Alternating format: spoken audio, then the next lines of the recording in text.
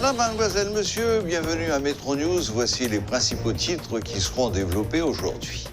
Présentation ce mardi par le gouvernement par intérim du comité interministériel et présidentiel chargé d'organiser les funérailles nationales du président Jovenel Moïse.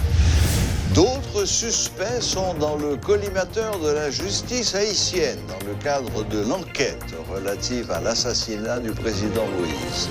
L'ex-sénateur de l'Ouest, John Joel Joseph, est recherché par la police. Des amis de recherche sont lancés contre l'ancien parlementaire ainsi que 2 autres personnes. Des organisations populaires réputées proches du pouvoir en place lancent un appel au calme à la population. Selon les représentants de ces structures, le président Moïse a été livré par ses pairs.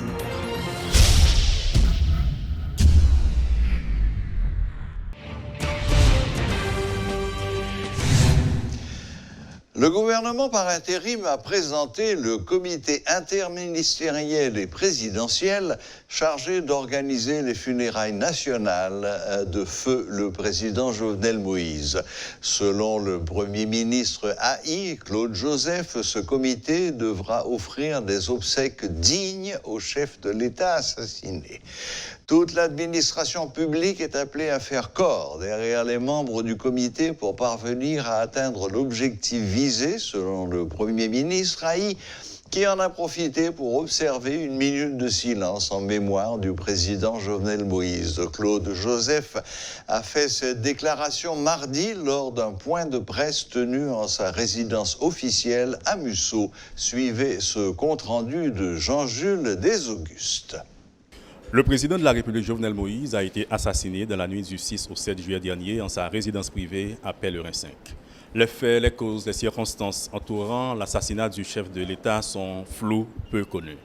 L'enquête vient à peine de commencer et pourtant, les préparatifs relatifs aux funérailles du chef de l'État sont déjà mis en branle.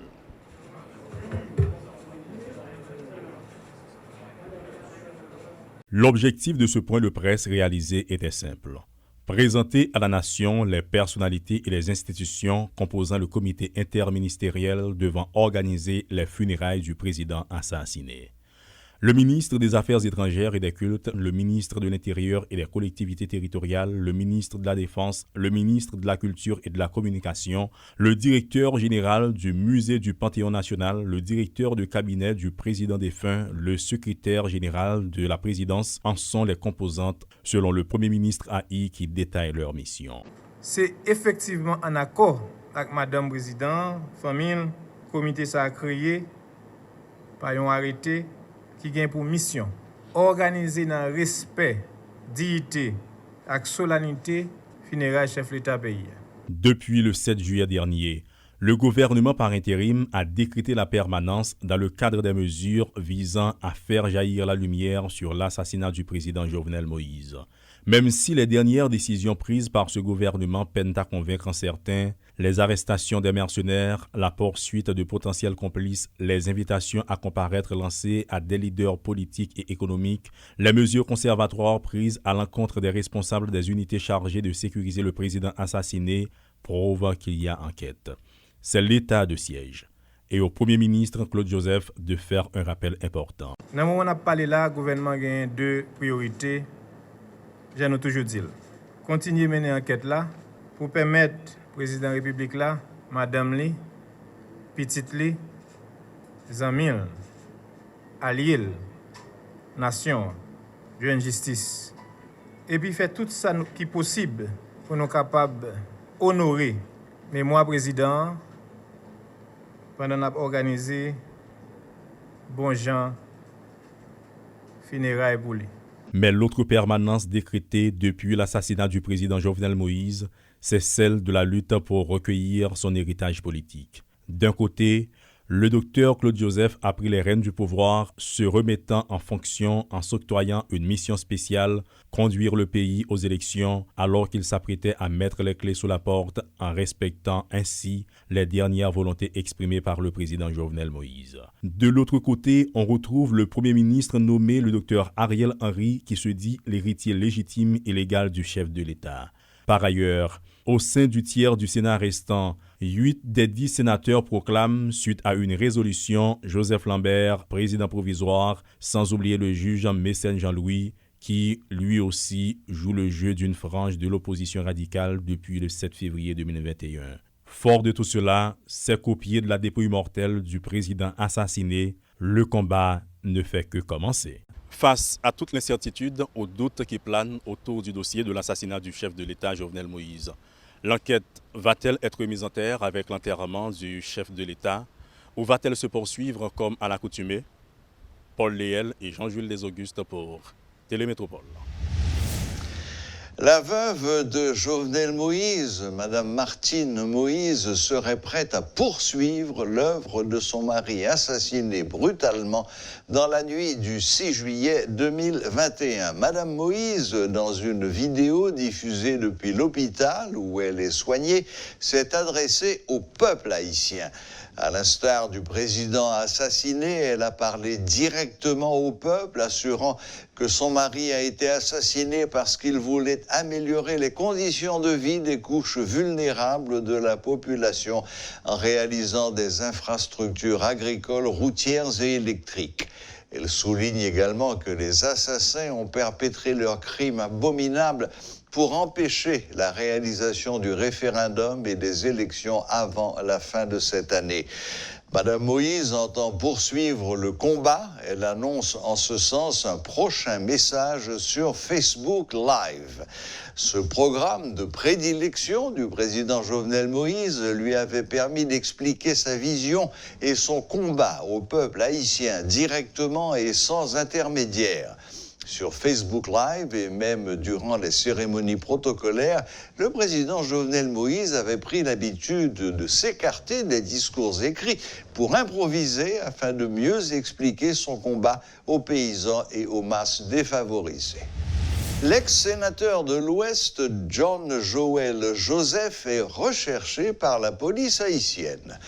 Des avis de recherche sont lancés contre l'ancien parlementaire et 2 autres personnes dans le cadre de l'enquête sur l'assassinat du président Jovenel Moïse. La police nationale a émis le mardi 13 juillet de nouveaux avis de recherche à l'encontre et de l'ex-sénateur de l'Ouest, ainsi que Rodolphe Jarre, alias Dodoff, et Badio Joseph Félix. Ces 3 citoyens sont accusés d'assassinat, tentative d'assassinat et vol à main armée. Le gouvernement colombien réclame les corps de leurs ressortissants présentés comme des mercenaires ayant pris part à l'assassinat du président Jovenel Moïse. Pour leur part, les États-Unis promettent leur aide à Haïti qui sollicite de son côté un appui militaire pour sécuriser les infrastructures stratégiques et notamment les ports et les aéroports.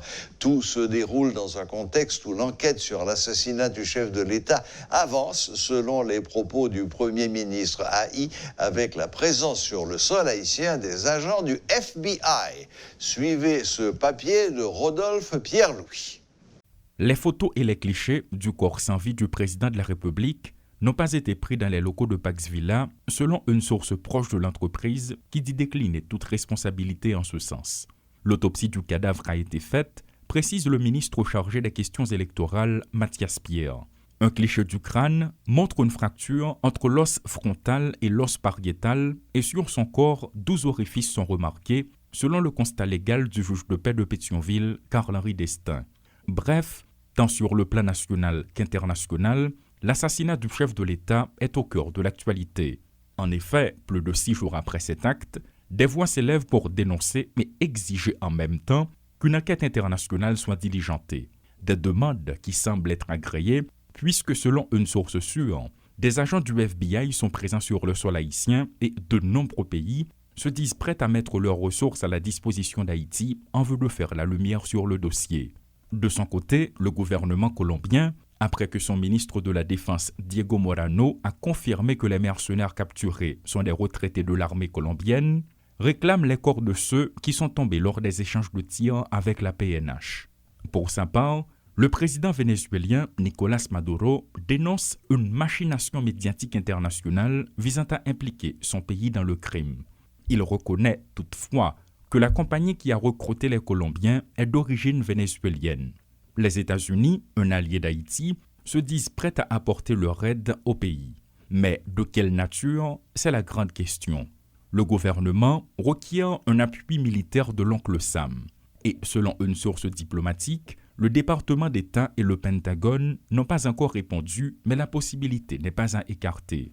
L'arrivée des militaires étrangers, qui d'ailleurs n'est qu'une répétition de l'histoire, devra permettre à Haïti de sécuriser ses infrastructures stratégiques, en particulier les ports et les aéroports. Visiblement, le chef du gouvernement par intérim, Claude Joseph, tente de reprendre par tous les moyens le contrôle de la situation.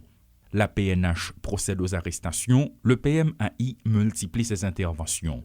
Bref, l'enquête avance, dirait-on. 2 parlementaires, les sénateurs Yuri Latortue et Steven Benoît, ont répondu aux questions du commissaire du gouvernement Bedford Claude. Par contre, bien d'autres n'ont pas honoré leur convocation, toujours dans le cadre de l'enquête.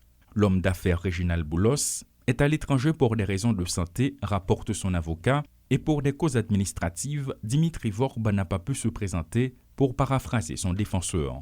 Des mandats d'amener sont émis contre les suspects, comme l'ancien sénateur John Joel Joseph confirme la porte-parole de la PNH, Marie-Michel Verrier. C'est aussi dans ce climat que les activités reprennent timidement à la capitale. Un comité pour la réalisation des funérailles du chef de l'État est mis en place. L'entrée sud de la capitale est abandonnée aux bandes armées. En outre, certains espèrent profiter de la situation pour obtenir l'asile politique aux États-Unis. Et s'ajoute à cela la succession du président Moïse qui force 3 personnalités politiques à s'affronter avant même la tenue des funérailles. Pour l'heure, le DG de la PNH, Léon Charles, et le Premier ministre AI, Claude Joseph, estiment conjointement que l'enquête avance dans un contexte où l'appareil judiciaire est paralysé depuis des lustres. Des organisations politiques supporters de feu le président Jovenel Moïse estiment que le chef de l'État a été livré par ses pairs. Qu'il s'agisse du Front National, des organisations de résistance pour une Haïti stable et démocratique dirigée par Rosemont Jean ou encore du Parti national du secteur populaire haïtien dont le professeur Dieudonné Lérisson est le coordonnateur, tous soutiennent la thèse de la trahison. Et monsieur dame m'a dit nous, président Jovenel Moïse c'est qu'on côté le tabralé. Et c'est côté le tabralé qui fait peur. Ils fait tout ça au capable. Nous fait tout ça capable pour les blancs venir tuer Jovenel pour louer son bête, son sauvage l'a tuer. Ils ont transformé Jovenel en sauvage. Nous avons tué ça. Je dis à moun qui était avec le président Jovenel, et dans tout discours qu'il y a avec nous, messieurs, dames, la presse, nous toujours dit, président Jovenel sera caille, cap manger par caille. Et sera caille qui livrait Jovenel. C'est bons amis, c'est n'en faire mon confiance. Parce que l'on parle avec le président Jovenel, vous regrettez de mémoire. Il y a un discours doux. Heureusement, vous paraît tout. Il y a compris nous violents. Baissez le ton, baissez le ton. Nous pas venir là affrontement. Nous venons là pour nous goumer avec la misère. C'est l'ennemi, c'est la misère. Il dit, nous ne parlons de mine. C'est comprendre pour qu'on comprenne. Après 5, 6 ans, 10 ans, il y a comprendre. On dit non, président, il n'y a pas une plaisanterie. Il n'y a pas une plaisanterie. Il n'y a pas une blague. Il n'y a pas une blague. Parce que là, on parle, mais nous ne connaissons pas ça. Nous ne pas comprendre côté pour que plus passer 20 à 25 policiers et pour on entrer qui prend formation, qui entraîne, qui compte ça, ça veut dire sécurité ton président de la République et puis on va le rentrer à le comme ça. Il pas quoi. Il pas quoi. Eh bien, m'a dit nous pour ça il te fait président Jovenel passer al pas ça. Président Jovenel Moïse mourit pour cause peuple là. Même gens il a été assassiné Jean-Jacques Dessalines, Papa Nation. Président Jovenel Moïse mourit debout pour conviction ak tout rêve que le te gagné pour peuple là, moun ka vivent dans ghetto yo, moun ka vivent en dehors pays ya, assassinat président Jovenel Moïse, la pays ya dans gros confusion, dans pi gros confusion, peuple haïtien pas jamais connaît depuis existence li. C'est peut-être ça, parti Plan Spa exiger une enquête internationale dans objectif pour peuple haïtien capable d'identifier vrai ennemi. C'est seule façon tout pour le président Jovenel Moïse joindre justice à toute famille. C'est seule façon tout pour le peuple haïtien joindre justice. Voilà, la boucle est bouclée. Merci de nous rester fidèles et à la prochaine, même heure, même chaîne.